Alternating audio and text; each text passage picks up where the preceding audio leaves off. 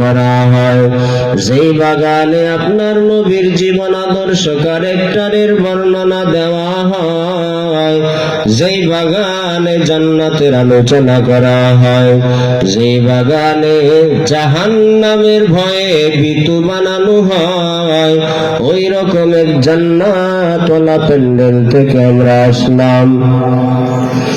আমার আল্লাহ তাআলা ডাক দিয়া বলেন, ও ফেরেশতা তাকায় দেখ, আমার বান্দা জান্নাত দেখে নাই, আমার বান্দা জাহান্নামও দেখে নাই। কেউ দেখছি আমরা জান্নাত জাহান্নাম? আল্লাহ তাআলা ডাক দিয়া বলেন, রে ফেরেশতা তাকায় দেখ, আমার বান্দা আমি আল্লাহ কেউ কোনদিন দেখে নাই, আমার বান্দা জান্নাতও দেখে নাই, জাহান্নামও দেখে নাই। না দেখার পরেও যেহেতু আমার বান্দা সে জাহান্নামের আগুনকে বড় ভয় পায়, আমি আমার বান্দার উপর সন্তুষ্ট হইয়া বান্দার কৃত জিন্দেগীর গুনাহকে মাফ করে দিলাম। আর আমি আল্লাহ তাআলা বদ আমলকে নেক আমল দ্বারা পরিবর্তন ঘটাইলাম। সুবহানাল্লাহ। রহমতের নবীকে আমার আল্লাহ জানায় দেন, রহমতের নবী উম্মতকে জানায় দেন, কুমু মাগফুরান লাকুম ক্বাদ বুদ্দিলাত সাইয়্যাতিকুমুল হাসানাত। ও বান্দা, জান্নাতওয়ালা প্যান্ডেলে মাওলার মহব্বত পাওয়ার জন্য তুমি বসলা, আমার আল্লাহ তাআলা তোমার উপর খুশি হয়ে গেলেন।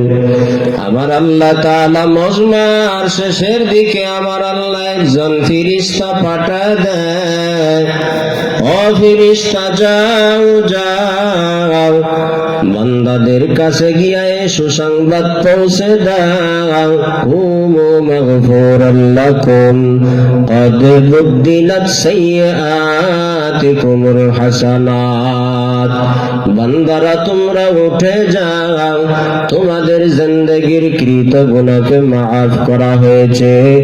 আর দ্বীনের নিসবতার সোহবতার সংস্রবে আসার কারণে আমার আল্লাহ তাআলা বদ আমলকে নেক দ্বারা পরিবর্তন করেছেন। সুবহানাল্লাহ। आमाल से बनती है ये जन्नत भी जहन्नम, आमाल से बनती है जन्नत भी जहन्नम, ये खाक फितरत में न नारी है न नूरी, ये खाक फितरत में न नारी है न नूरी, खलास की आमाल ये जन्नत की हमरा, परहज की मकासद है जो तक़वा से हासिल मान, परहज की मकासद है जो तक़वा से हासिल मान, बगैर जो आमाल हो इखलास व तक़वा, बगैर जो आमाल हो इखलास व तक़वा, बर्बाद तेरे जिंदगी ऐ होश नजर मान, बर्बाद तेरे जिंदगी ऐ होश नजर मान। मायार नबी रहमतुल्लिल आलामीনের এক সাহাবী রহমতের নবীকে প্রশ্ন করেন, রে রহমতের নবী আমার, জান্নাতের প্যান্ডেলে বান্দা ইখলাস রুহানিয়াতের সমন্বয় বসার কারণে আমার আল্লাহ তাআলা বান্দার কৃত জিন্দেগীর গুনাহকে মাফ করিয়া দেয়। ও রহমতের নবী আমার, জান্নাত ওয়ালা প্যান্ডেল তথা সামিয়ানার নিচে কুরআন ও হাদিস ওয়ালা মজমায়ে অনেক আল্লাহর বান্দা এসেছে। বান্দার দ্বীনি কোনো মাকসাদ আর উদ্দেশ্য ছিল না, দুনিয়াবি মাকসাদকে পুরা করার জন্য দ্বীনি মজমায় ঢুকলো।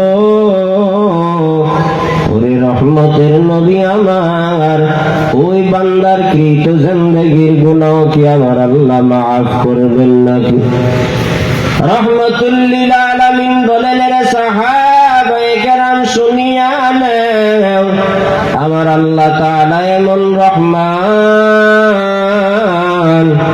আমার আল্লাহ তাআলা এমন রহিম, আমার আল্লাহ তাআলা এমন গফফার।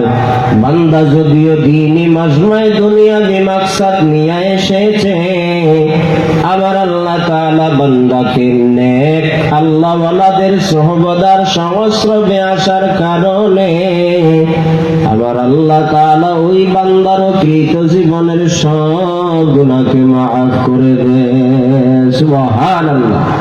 এখানে এসে বসেন মুরব্বী, চেয়ারে আসি বসেন। আল্লাহ তাআলা বলেন, রে বান্দা, ইয়া আইয়ুহাল্লাযীনা আমানু ইসতাঈনু বিস-সাবরি ওয়াস-সালাহ ইন্নাল্লাহা মা'আস-সাবিরিন। আল্লাহ তাআলা বলেন, ও বনি আদমের সন্তান, বান্দা তোমার 24টা ঘন্টা সাহায্যের দরকার। সকাল বেলায় দরকার, বিকাল বেলায় তোমার সাহায্যের দরকার। বান্দা তুমি সাহায্য ছাড়া চলতে পারবা না, সাহায্যের এই যেহেতু দরকার, আমি আল্লাহ তাআলার কাছে সাহায্য চাও, দুনিয়াওয়ালার কাছে সাহায্য চাইও না, আমি আল্লাহ তাআলার কাছে সাহায্য চাই। কারণ দুনিয়াওয়ালা একবার দিবে বারবার দিবে না। সকাল বেলা দুনিয়াওয়ালার দরওয়াজা খোলা, রাত্র বেলা দুনিয়াওয়ালার দরওয়াজা বন্ধ হয়ে যায়। এরে বান্দা, রাত্র বেলা যদি দরওয়াজা দুনিয়াওয়ালার খোলা হয়, কিন্তু বান্দা দিনের বেলায় তার দরওয়াজা বন্ধ হয়ে যায়। দুনিয়াওয়ালার কাছে একবার চাইবা তো বড় নারাজ, দ্বিতীয়বার চাইলে কেমন জানি ডাক দিয়া কয়, ফকিন্নির গোষ্ঠী সময় পাইলি না। আবার আল্লাহ তাআলা বলেন, রে গোলাম, 24টা ঘন্টা যেহেতু তুমি সাহায্য ছাড়া চলতে পারবা না, আমি আল্লাহ তাআলার কাছে সাহায্য চাও। যদি বান্দা আমি আল্লাহর কাছে চাওয়ার মতো চাও, আমি আল্লাহ তাআলা, তুমি চাইতে দেরি হবে, আমি আল্লাহ তাআলা তোমাকে দিতে দেরি করব না। সুবহানাল্লাহ।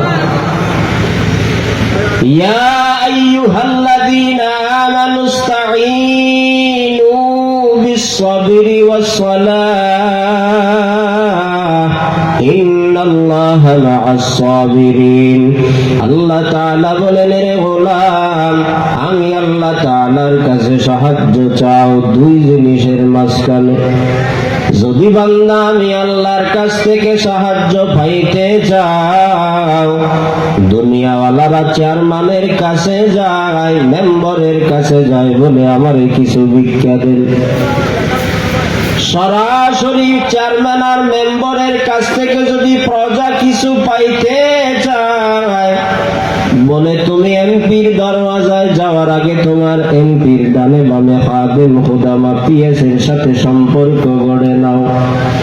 যদি বান্দা তুমি এমপির পিএস এর সাথে ভালোভাবে সম্পর্কটা গড়ে নাও, তাহলে ওই এমপির দরওয়াজায় তোমাকে কেউ বাধা দিতে পারবে না। আল্লাহ তাআলা বলেন, রে গোলাম, দুনিয়ার বড় লোকের কাছে যদি যাওয়া হয়, দুনিয়ার বড় লোকওয়ালার কাছে যাওয়ার আগে তার ডানে বামে কত পিএসের দরকার হয়, না হয় সরাসরি তার কাছেও যাওয়া যায় না। আমি আল্লাহ তাআলার কাছে যদি বান্দা তুমি সাহায্য পাইতে চাও, আমি আল্লাহ তাআলার গুণগান গাওয়া লাগবে। বান্দা চেয়ারম্যানের কাছ থেকে কিছু আশা করে, বলে চেয়ারম্যানের মতো ভালো মানুষ দুনিয়ায় কেউ নাই। চেয়ারম্যানের গুণগান গাইল 10 মিনিট, এক পর্যায়ে চেয়ারম্যান ওই বান্দার উপরে তো সন্তুষ্ট, এত খুশি হয়ে গেল, ডাক দিয়া কয়, রে আমার পিএস, এই বান্দা যাহাই কিছু চায় তাকে অতি তাড়াতাড়ি দ্রুতগামীতে দিয়ে দাও, কারণ বলে সে আমার গুণগান গাওয়ার কারণে আমার মহাব্বতের জায়গা নিয়েছে। আল্লাহ তাআলা বলেন, ও বান্দা, যদি আমি আল্লাহ তাআলার কাছে সাহায্য পাইতে চাও, আমি আল্লাহ তাআলার গুণগান গাও। বান্দা বলতেছে, রে আল্লাহ, কেমনে গুণগান গায় তো জানি না। আল্লাহ ডাক দিয়া বলেন, এই জন্যই তো কোরআনের শুরুতে সূরা ফাতিহা নাজিলের মাধ্যমে আমি আল্লাহ তাআলার গুণগানের পরিচয় দান করলাম। আলহামদুলিল্লাহি রাব্বিল আলামিন আর রহমানির রহিম মালিকি ইয়াউমিদ্দিন ইয়্যাকা না'বুদু ওয়া ইয়্যাকা নাস্তাঈন ইহদিনাস সিরাতাল মুস্তাকিম সিরাতাল লাযীনা আন'আমতা আলাইহিম। আল্লাহ তাআলা ডাক দিয়া বলেন, ও বান্দা, আমি আল্লাহ তাআলার গুণগান গাও। বান্দা বলেন, আল্লাহ এমন এক রব, সব প্রশংসা রব্বুল আলামিনের জন্য, যিনি রব্বুল আলামিন, যিনি রহমান, যিনি রহিম, যিনি এমন রব, সেই রব কিয়ামত দিবসের মালিক। আল্লাহ তাআলা বলেন, রে গোলাম, তুমি আমার প্রশংসায় পঞ্চমুখ হয়ে গেলা, আমি আল্লাহ তাআলা খুশি হয়ে গেলাম। আমি আল্লাহ তাআলার কাছে কোন যাহাই কিছু চাইবা, আমি আল্লাহ তাআলা তোমাকে দিতে দেরি করব না। সুবহানাল্লাহ। আল্লাহ তাআলা বলেন, বান্দা তুমি আমার কাছে চাও, টাকা চাইবা, আজ আছে কাল থাকবে না, সম্পদ চাইবা, আজ আছে কাল থাকবে না, চেয়ার চাইবা, সম্মান, আমি আল্লাহ তাআলা দিব, কিন্তু এটার মেয়াদ শেষ হয়ে যাবে একদিন। আমি আল্লাহ তাআলার কাছে এমন কিছু চাও, যেই সব নিয়ামত আমি আল্লাহ তোমাকে দান করব, যেই নিয়ামত দুনিয়ায়, কবরে, হাসরে, ফুলসিরাতে, মিজানে, জান্নাতে বাকি থাকবে। আল্লাহ তাআলা ডাক দিয়া বলেন, বান্দা তুমি দোয়ার মাধ্যমে সূরা ফাতিহার আয়াতের তেলাওয়াতের মাধ্যমে আমি আল্লাহর কাছে হেদায়েতের গোপানা চাও, হেদায়েতের দোয়া করো। আল্লাহ তাআলা বান্দাকে ডাক দিয়া বলেন, ও বান্দা, তুমি বলো, ইহদিনাস সিরাতাল মুস্তাকিম, আমি আল্লাহ তাআলা তোমাকে হেদায়েতওয়ালা পাওয়ার দান করব। কারণ হেদায়েতওয়ালা পাওয়ার, এটা এমন একটা পাওয়ার যার ভেতরে হেদায়েতের নূর সিনায় ঢুকবে, ওই বান্দা দুনিয়াতেও কামিয়াব, পরকালেও কামিয়াব।